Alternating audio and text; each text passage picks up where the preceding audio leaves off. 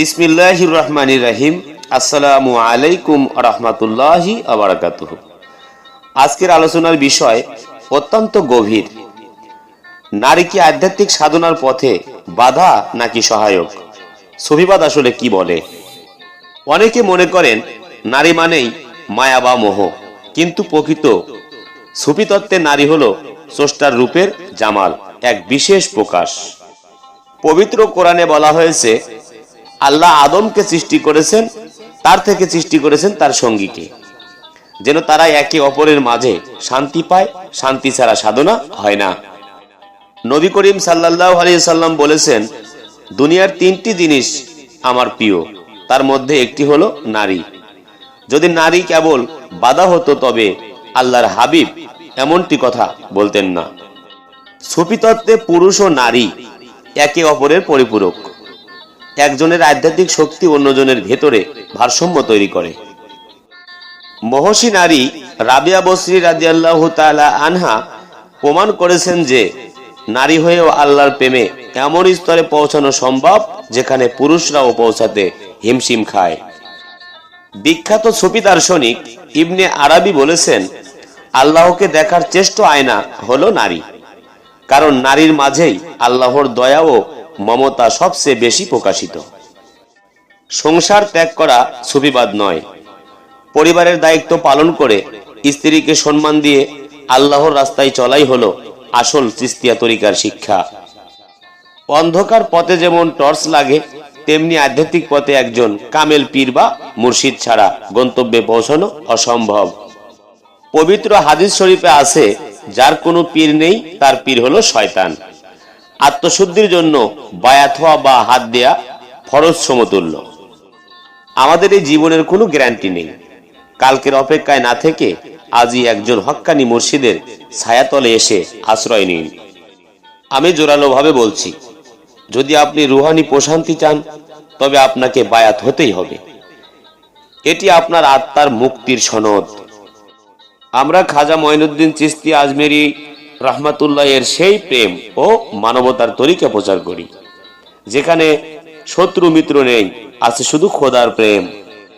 আমাদের এই তরিকাকে বিশ্বব্যাপী ছড়িয়ে দিতে এবং খানকা ভিত্তিক সমাজ গড়ে তুলতে আমরা নিরলসভাবে কাজ করে যাচ্ছি। কেবল জিকিরই নয়, মানবতার সেবায় আমরা গঠন করেছি সুফি সেবা ফাউন্ডেশন। মানুষের সেবা মানেই আল্লাহর সেবা। এই মহৎ কাজের অংশীদার হতে আপনারা আমাদের ফাউন্ডেশনের সদস্য হন।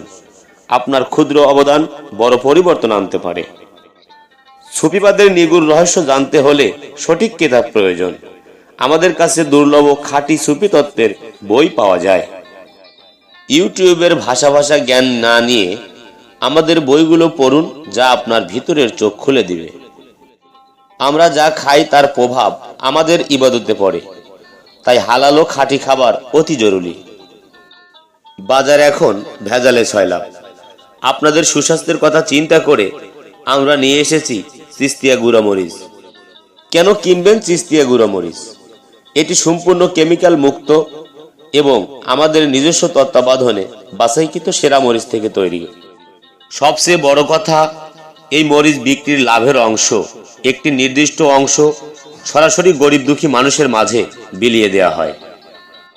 আপনি যখন এই মরিচ কিনছেন, আপনি পরোক্ষভাবে একটি অভাবী পরিবারকে সাহায্য করছেন। এতে আপনার রিজিকে বরকত আসবে। নেক কাজে সহযোগিতা করা ওলিদের শিক্ষা। এই ব্যবসার উদ্দেশ্যে দুনিয়াদারি নয়, বরং খিজমত। আমরা চাই প্রতিটি সুফি ঘরে খাঁটি খাবার পৌঁছে যাক, তাই নির্দ্বিধায় আমাদের পূর্ণ ব্যবহার করতে পারেন। নিয়মিত আধ্যাত্মিক আলোচনা পেতে আমাদের চ্যানেলটি সাবস্ক্রাইব করুন। একটি ভালো তথ্য শেয়ার করাও ইবাদত। ভিডিওটি শেয়ার করে অন্যকে দেখার সুযোগ করে দিন। যারা আমাদের এই চিস্তিয়া তরিকায় বায়াত গ্রহণ করতে চান, অথবা আমাদের সুফি সেবা ফাউন্ডেশনের সদস্য হতে চান, অথবা আমাদের কাছ থেকে সুফিবাদ বই অথবা মরিচের গুঁড়া কিনতে চান, তারা অবশ্যই স্ক্রিনে দেওয়া নাম্বারে সরাসরি কল করুন। নারী পুরুষ মিলে আল্লাহর স্মরণে মগ্ন হন, সৃষ্টির সেবা করুন এবং একজন পূর্ণাঙ্গ মানুষ হিসেবে নিজেকে গড়ে তুলুন। মহান আল্লাহ রাব্বুল আলামিন আমাদের সবাইকে সিজরাতুল মুস্তাকিমে কবুল করুন। আমিন। আসসালামু আলাইকুম। সবাই ভালো থাকবেন, সুস্থ থাকবেন। জয় গুরু, জয় হোক পাক পাঞ্জাতন, আহলে বায়াত বিশ্ব মানবতার।